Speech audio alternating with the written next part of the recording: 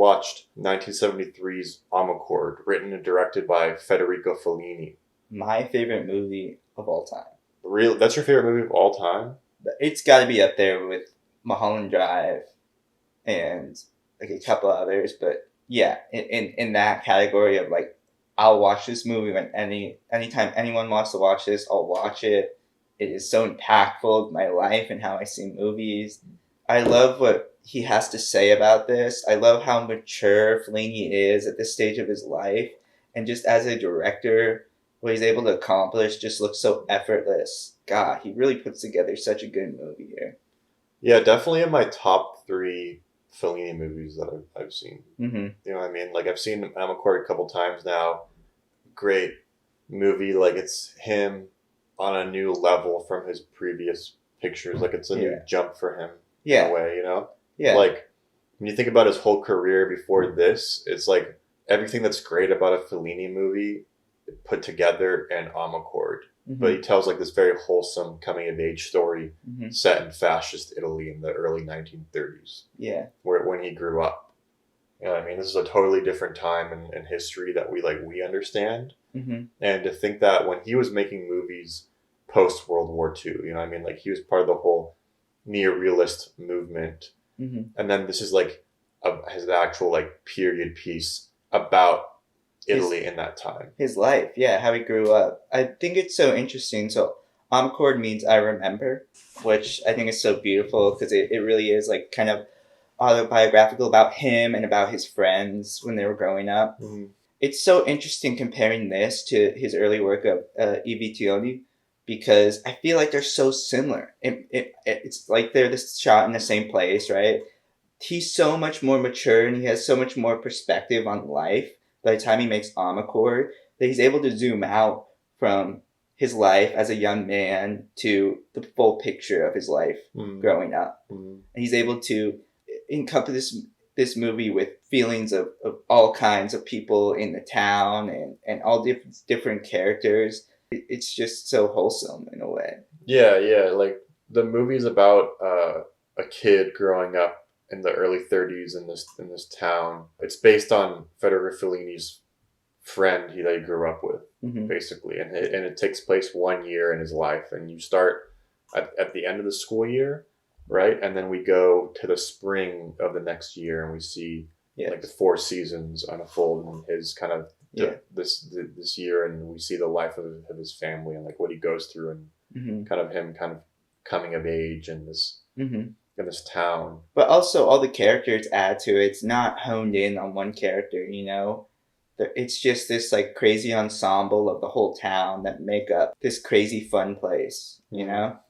It's really funny too. I think it's probably Fellini's most comedic movie. Yeah, it's also funny and dramatic and has like a historical context to it, because all those movies previously, I think Satyricon might have been his first period piece. He was working in the post-World War II contemporary neorealist aspect. So he was making movies that took place during the day, like during the time that they were made. Yeah. There wasn't necessarily a World War II commentary, but we were seeing in the mise-en-scène and the destruction of buildings in Rome, like his sets and everything, because in post-World War II, everything was bombed out and there was actually no studios to like make any movies in. So they had to film everything on the streets, which is why we have like that sort of street guerrilla filmmaking happen in France as well. And super influential on like American directors who would like shoot guerrilla on the street and stuff. And they moved away from that set-bound style to like more realistic filmmaking, which kind of is how everyone shoots today still, in a way. We saw people's lives in contemporary Italy post-World War II, but there wasn't necessarily like a commentary on Mussolini or Italy during World War II. But this is like almost the first time we're actually seeing Federico Fellini showing a story during fascist Italy, during Mussolini's reign, during that time, pre-World War II. So this is before like all like the really like this shit was hitting the fan, you know, with like, obviously there was like rampant fascism going on in Europe at the time. You know, you got Italy, you got like Franco in Spain, and then you got, you know, the H-man. Germany.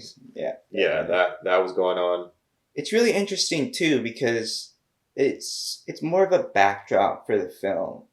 and it's something that's always in the back of your mind of how these young kids are growing up in this kind of fascist, but also like super Catholic Italy. Yeah, yeah. Like the reign of Catholicism and fascism mixed together at this time, and how there's kind of like a loss of questioning and a loss of like identity in a way. Yeah. I think when it comes to identity, because, you know, fascism, they want to have total control over the look of, they want all the people to be the same and follow their own ideology. And during this time, like, people did really love Mussolini. Like, they actually like loved him during this period. He had a lot of like, he really reformed Italy, and he kind of threw out the old caste and the old government and shit, and super cult of personality, like changed like industries and everything. And it was actually very productive, and people did love Mussolini and shit. And that's presented in this movie, kind of both sides. You have like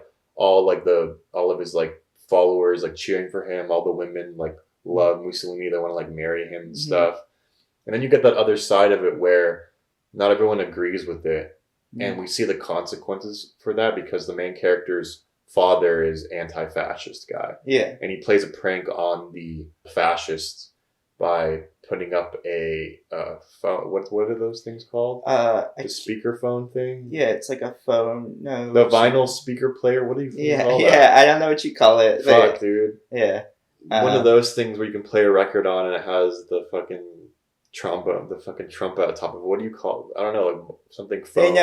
They know what it is. Yeah. But he plays that during a fascist march. He plays some song during a fascist march to disturb it, and then they shoot it down. Yeah. And they eventually bring him in for questioning, interrogate him, and like beat him up and shit. Yeah. Because they're not following his own ideology, you know what I mean? Yeah, that's kind of classic dictatorship. One thing I love about this movie is that's just one aspect of this film. Yeah. There's so much more here. You see how horny all the kids are. This is Federico Fellini's horniest movie. Yes, definitely. You see how repressed these children are. You see how controlled they all are. And you see how all the adults are kind of just following along with this like fascist ideology. They're all encompassed in the Italian identity. And it's so interesting that it just goes through a year of time in this, and you feel like, all these different ideas that he's putting in it would make for a very chaotic script or chaotic story, and you wouldn't be able to follow it, but it all flows together so well. Oh yeah, no, everything works really well. All the characters he depicts young people all the way through old people and relationships, and then what it's like to be a young kid in this time where you have a bunch of hormones you don't necessarily understand. You have like peer pressure, a lot of boobs, a lot of fucking butts, and you and your friends jerking off in a car. You know, like that whole scene is great. And then the scene with the tobacco lady, that scene is such a horn dog scene. Yeah, it's so horny, dude. Yeah, it's really good at just depicting everyone's perspective in the town. And I just love this movie. It's very nostalgic, and you can feel the nostalgia coming out. Like I said, I think Fellini's maybe one of the best directors at like evoking a certain emotion and being able to sell that to an audience that might not be familiar with that. No, it's very like he's very human. Like he understands people. You can tell that he's like lived a life, and he understands people, like everyone. You know what I mean? Yeah. And the scene where, you know, when he's near the end of the movie, his mother passes away and stuff. And you have this whole funeral procession, and everyone's sad.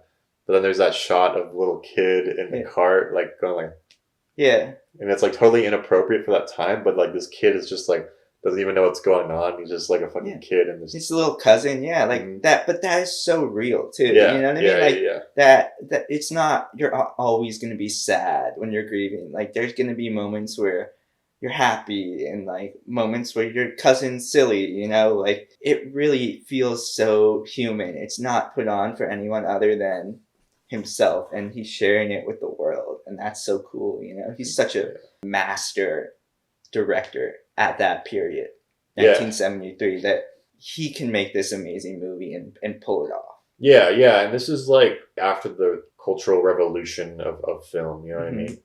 And I love the way that he builds scenes in this too. Like there's like it's almost like we're following vignettes of this family in a way. And like in particular, is that there's this scene where he's at dinner with his family and he comes home and it kind of goes on for a while, but you see like this development of the dad like getting more and more upset at the kids and then his wife and shit, and then it kind of just explodes and they come back, and like I love that scene. And then also the whole sequence with, you know, everyone has that crazy uncle in their family and shit, and like they like go on this little trip with the uncle who like goes into a tree and just gets stuck up there. He doesn't want to come down. This woman. This whole scene and sequence that goes down. I love that the way he builds scenes up to the end, and then it's like move on in time and stuff. Like I think it's so great. Like the writing is amazing, and he has such a good like comedic touch to it, because like he was like a cartoonist before, right? But he's telling like real stories, and he's able to like use all of these like thematics to really build on it. And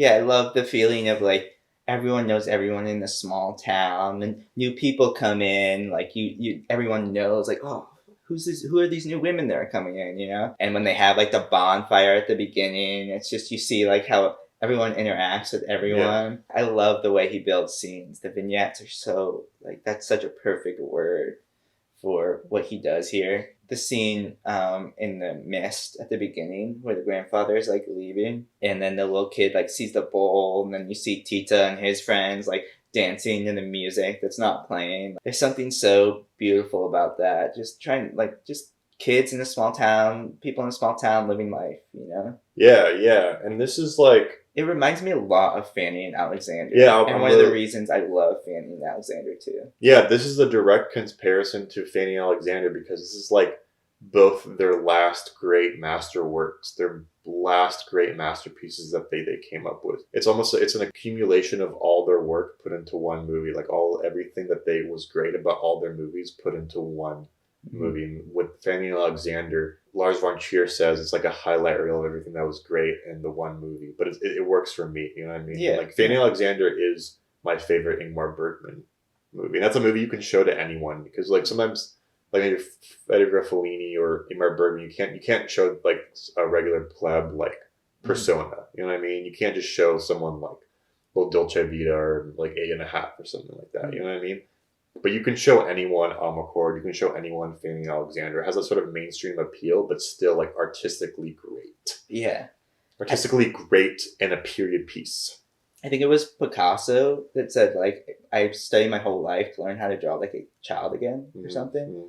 Paraphrasing that. But I feel similar with Ingmar Bergman and Federico Fellini in this, because they depict childhood and youth in such a pinpointed, mature way. It feels so realistic and true to their lives. It's amazing. You know what I mean? And it's so interesting that you kind of have to mature as a person to be able to really reflect on your life and reflect on your childhood. Yeah. And it's interesting, the censorship before and after like the late 60s. Yeah. Like Federico Fellini had to kind of, you know, he was definitely dealing with censors and he couldn't show as much as he wanted. And I don't think he knew that he could show as much as he wanted until we had like Pasolini come along in the Cultural Revolution. Then we realized just how horny he was. As an older guy, he was just as horny. You know what I mean? Yeah, Pasolini really paved the way for everyone. Yeah, for real. This is interesting. This is the first movie that was letterboxed. It's one of the first in the Criterion. I believe it's number 4, I think. Yeah. Number 4, yeah. Crazy. Yeah. It was the first movie to be kind of like adapted from wide aspect ratio to like standard video format and still keep the aspect ratio that they wanted for home video. I love this movie, dude. I'll show this to anyone. I'm going to praise this movie forever. I think it's so good. Yeah, and everyone in this movie has something going on in like their head and their life. You know what I mean? Like even though there's sort of this quality of them looking at women, but the women, especially like this woman, what's her name, Grandiosa. Grandiosa, she's like a hot woman that seems like she could have, like, she has the whole world in her hands, but she also kind of suffers with her own sort of existential, like, oh, what am I doing with my life? Like, I need to marry the right man. I need to like do this. Like, I'm only getting older, even though everyone else looks at her as a goddess. You know? Yeah, everyone's like, oh, praising her. She's like the beauty of the town. You know, she's one of the it girls of the town. Yeah. She has these like big ideas for life, like finding meaning in what she's doing, and Yeah. you kind of see it. It's like, why would you want to leave? Like you're the shit in this town. Like, this is your town. This is your home. But hey, I get it. You know. Yeah. I get it. And she marries that guy. Who did she marry? She just marries some dude at the end. I don't know who he is. Some Isn't prince that or something. doesn't he meet her at the hotel or some shit? No, we don't see him. We don't see him before. It's like some general or some shit. Yeah, just some dude that's like, it's so funny. She's married off like so quickly, you know, because she just really wants to get out of there. And then she's way too good for this dude, you know, which is like funny. This dad in the movie is so fucking good. Yeah. He really like, he's the backbone of this movie. Just his acting is so fucking good. And my dad wasn't like that, but I get it. You know what I mean? Yeah. Like, I get it. Like, just sometimes as a dad, you're like, what the fuck? Like, yeah, dude, you're like, fuck you, like, raised these kids wrong. Yeah. Like, fighting with his wife and the Italian, like, dinner scene, and, like, the like, Italians do, like, food scenes so good. Dude. Oh my god, so good. It's, like, so homely and shit, and, like, the spaghetti and the pasta or whatever, the chicken that they're eating and stuff, like, it all looks, like, so good. Yeah. It's something that definitely, like, Scorsese takes away. Yeah. From that. Definitely. The way it's shot looks amazing, too, dude. Like, all the sunset shots and the people moving around. There's like such big, good, crazy set pieces in this too. Like all the people and everything. Federico Fellini like definitely became, sketched into the history of cinema as one of the GOATs after this movie for sure. Like Jake was saying last week, he is, such one of the most ambitious filmmakers ever. And you see what he's able to pull off when he kind of is able to rein himself in a little bit more and make just this fucking amazing movie. So it's AMARCORD or AMARCORD? AMARCORD. AMARCORD. AMARCORD. Yeah. Yeah. Great movie. We should watch Roma next or something. Yeah, I'm down to watch Roma. I kind of want to check out Juliet of the Spirits. Yeah. Too, because that's one that's snuck in between Satyricon and In Half. Oh yeah. But Roma he slipped that in between Satyricon and AMARCORD. Yeah. Which I definitely want to see more of his like later 70s type shit, not necessarily the black and white neorealistic stuff. It's like I do like that too, but it'd be cool to see Roma or some shit like that. Yeah. The goat director. I'll praise all the stuff. I love the scene too where it's the boat that's taking people places and they all go out at sea at night and then the boat's coming by and they all have like so much just respect for like what they were able to create. They have so much like a national identity behind this ship that they were able to make, and it's cross-continental. They have this massive cruise liner, and that's something that they're all so passionate about. Whereas you can't say the same about fascism. You can't say the same about religion, And I think that was like a really cool commentary on Italy. It was like, we can get behind our identity as a people, as like what we're able to bring to the world, as opposed to what we kind of subject ourselves to, which is this like, militant Catholicism or fascism. Yeah, for sure. And you definitely see that sort of national cult of personality identity when they have that, like the huge fucking face of Mussolini. Yeah, that looks so cool though. Yeah. That shot of Mussolini's face, like there, and the fascists running through in the uniforms and shit. Yeah, definitely an interesting juxtaposition between like how you really feel, because like all these guys are so horny and they're like totally like they're like definitely like acting into their horniness because they're like jacking off and shit, and they love like women and whatever, and then the priest is like telling them how bad they are. And it's almost a movie about like going with like how you feel versus like these things that combat it, whether it is fascism or Catholicism or whatever. Mm-hmm. And the last thing I want to say is I also really love the depiction of Titta's parents, like their relationship they had, where they fight, but then they also are so sweet to each other, in certain scenes. Like I love that depiction of marriage. Where like when he gets beat up, she's like scrubbing him and she's washing him and stuff, and he's just kind of like this mopey guy, and when she is sick, he's really trying to care for her, you don't really see that depiction much anymore. No, yeah, you felt like these are really lived-in characters that they've been together for a while, and it's like you're dropped in the middle of it. Yeah, and also just nowadays they might not, if they don't work out, they would get a divorce or something, but they don't choose each other, but they make it work. Yeah, well, I mean? They're living in a different time where they all grew up in the same town and shit, and you meet someone like in your town, introduced from your aunt or something like that. You know what I mean? It's not like modern society where you meet someone randomly out like at a bar. It's like they probably grew up together, and like, there's only like a few people you could actually marry or like your proper suitors. Yeah, and that's what I kind of liked about it. It was like the kind of old time relationship they had, and the problems they had, but also like the love they had for their partner. Yeah, and then just like in regards to the time, space, and memory aspect, it's like a director recalling a sort of nostalgic childhood memory that he places into a year.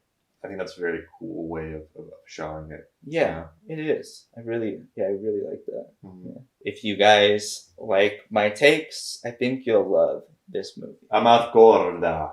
Federico Fellini's AMARCORD.